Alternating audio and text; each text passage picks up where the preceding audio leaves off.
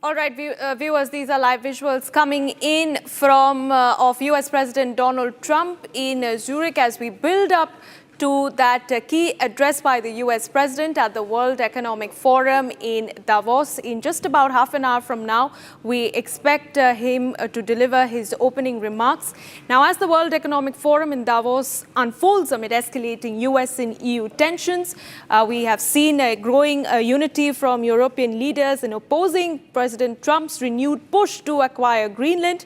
They have framed it as a threat to Greenland's sovereignty, international law, and transatlantic alliances. So far, we have seen a string of European leaders, from the French president to the to the Danish president and the chief of the European Union, Ursula von der Leyen, give their opening remarks about Trump's repeated push to acquire Greenland. In half an hour from now, we expect the US President to respond to the remarks that have been made by the European leaders. Their statements essentially emphasize solidarity with Denmark and Greenland, rejection of the bullying tactics, as they say, like tariffs that have been threatened by President Trump, and calls for collective Arctic security without any US annexation whatsoever. Now, this rhetoric has also intensified in the lead up to Trump's scheduled address, as we expect at 7 p.m., with all European leaders essentially warning of potential retaliation and a downward spiral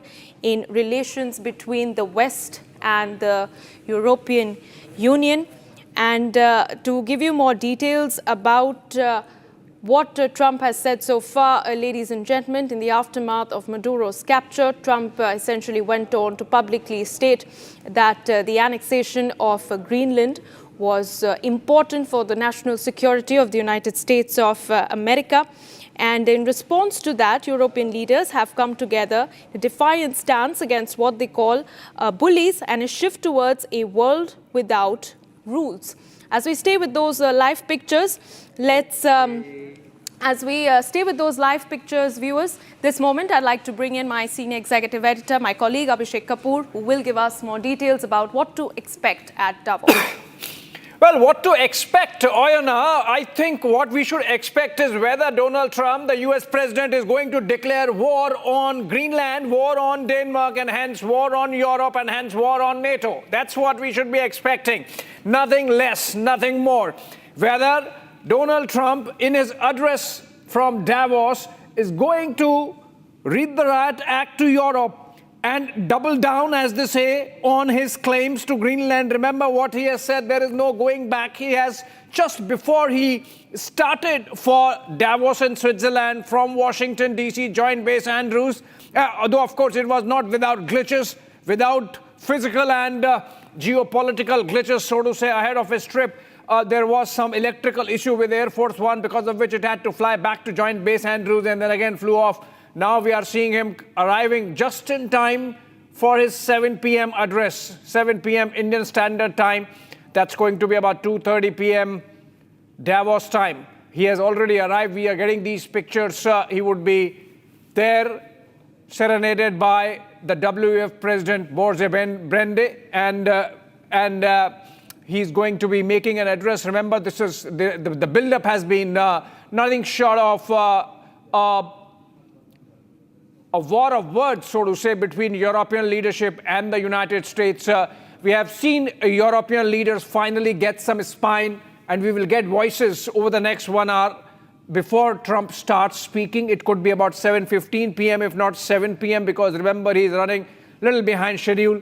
And so if you look at it, we have seen Europe finally getting some spine. We have seen the likes of Emmanuel Macron, Keir Starmer, and Donald Tusk of Poland, and Giorgia Meloni of Italy, among others, really talk back at Trump, including Mark Carney of Canada.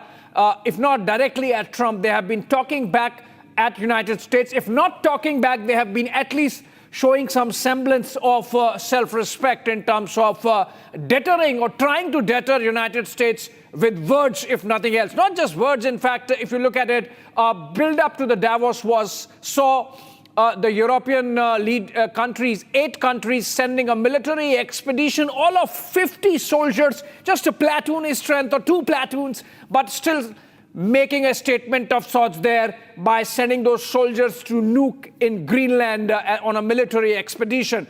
Trump, of course, hit back with 10% tariffs. I think this was just ping pong happening between a transatlantic ping pong, in fact, between Washington, D.C.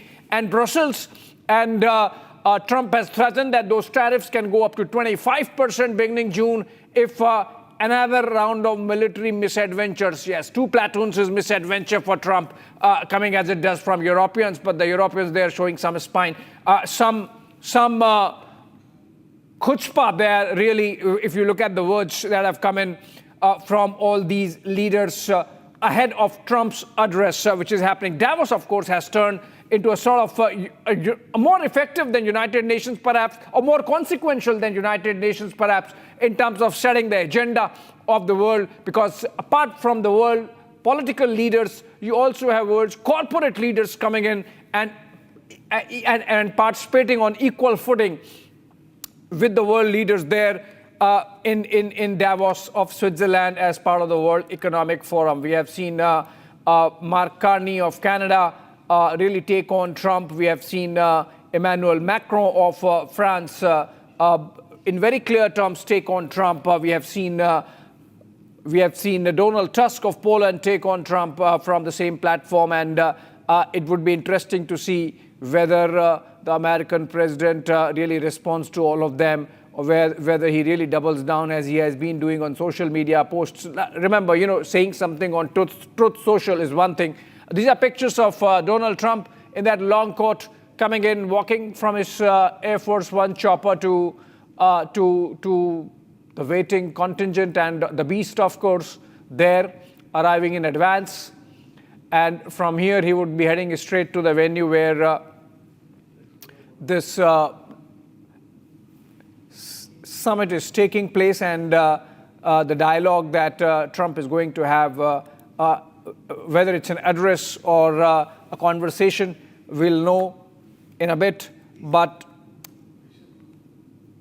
can we have some nat sounds also on what's happening there, so that viewers know that it's not just all snow, it's a lot of heated conversations happening there.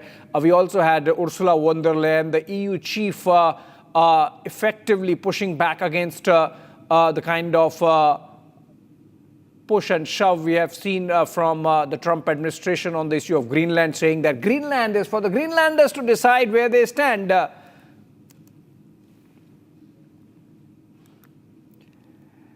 And so it basically boils